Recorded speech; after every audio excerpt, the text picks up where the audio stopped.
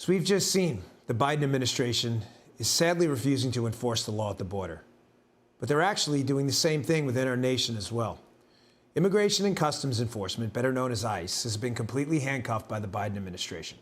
For example, ICE deported fewer than 3,000 people last month, the lowest level on record, according to the Washington Post, which calls ICE under Biden an agency on probation. Biden also reportedly plans to cancel an effort begun under President Trump that would have asked green card applicants if they've ever been part of a criminal gang.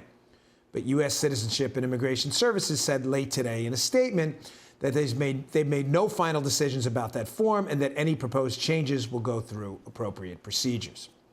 And as we've mentioned earlier, Biden's budget, just released today, requests only a 0.1% funding increase for the Department of Homeland Security, which includes ICE. By the way, the Justice Department only gets a 5.6% increase, while every other department except Defense and Veterans Affairs gets double-digit increases. Announcing the budget today, Biden called it a statement of values. He should have called it a statement of bankruptcy. Apparently, border security and law enforcement aren't things he values at all.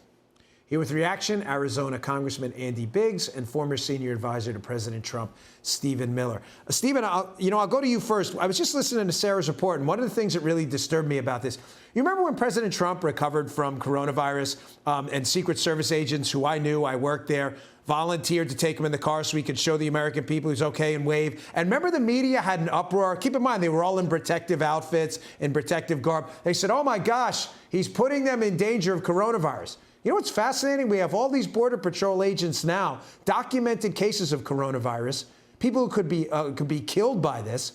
And the media, all of a sudden, you heard anything about that, Stephen? Not a peep. Well, it's a great point. And obviously, when the thousands of illegal immigrants who show up at the border do so, they're not wearing masks. They're certainly not wearing face shields. They're certainly not wearing PPE. They've been in some of the most unsanitary, unhygienic environments imaginable. It's an epidemiological disaster. And these border agents that passed away, those are line of duty deaths. They put their bodies on the line to keep this country safe during a pandemic. My organization, America First Legal, along with the state of Texas, is suing the Biden administration for violating their own COVID rules on our southwest border, putting our communities at risk for the benefit of illegal aliens. Now, with respect to the ICE issue, I want to be very clear about this. These are criminals that are being set free.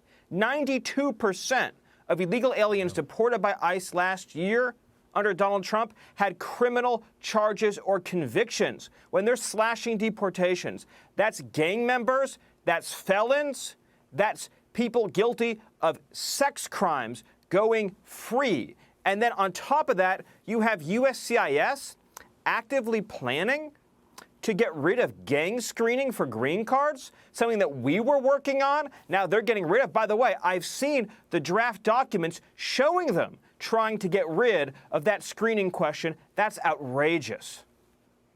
Congressman, you know, when Stephen was in the Trump White House, and I know you followed this obviously as well, being an active congressman on the issue, we had largely not fixed. I mean, the problem was never solved at the border, but the Trump administration had done yeoman's work in getting a hold of that southern border. I mean, really, you have to be a Democrat to create a problem for a solution. This problem was being fixed. Remain in Mexico, the other, you know, the asylum, the affix to the asylum rules, and they screwed this thing up. I mean, this is absurd. Yeah, that's exactly right, Dan. President Trump inherited a problem and solved it, and the Biden administration inherited a solution and have totally botched it up. And it is everything you say, everything from stopping the fence to providing dollars to illegal aliens who come across, to stopping the Mexico City, Remain in Mexico policy, the agreement with the Northern Triangle states. And you know what?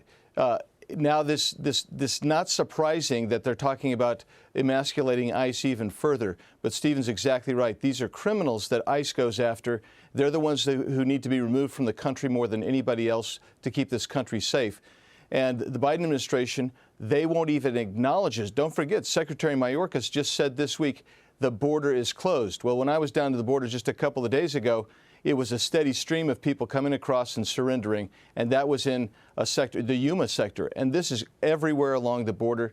They're not doing enough. In fact, they're not doing anything, because I do truly believe you can't be this incompetent They have to desire this. They wanted and campaigned for open borders. That's what this looks like. Yeah. Stephen, you said something on an appearance on this network the other night. I was watching you. Forgive me, I don't remember the show. But you said something that really got under my skin. You said, you know, it's amazing. These hotels, we're spending tens of millions to house people in the country illegally. Not here, illegally. And you brought up the point, you know, we have homeless veterans out there who fought for this country. We have American citizens with psychological problems on the street, and we're spending tens of millions of dollars to shield people who could have come here legally and said, nah, I don't think so. We're just going to disregard the law and do what we want. You know, when President Trump ran for office, he used to say, we treat illegal aliens in this country better than veterans. When he got elected, he switched that, put our veterans first, and secured our border. We are now literally living in a time, it is not hyperbole, it is fact, that we have homeless veterans and we have a president who is using taxpayer dollars to house illegal aliens. Next time you see a veteran on the street who needs help, who needs a path forward, a path upward, just remember, your tax dollars are going to help somebody who has been in this country for hours in violation of our laws to take American jobs and American benefits. It is a thunderous violation of the social contract. Yeah. Hey, thanks, guys. I really appreciate it. Great commentary.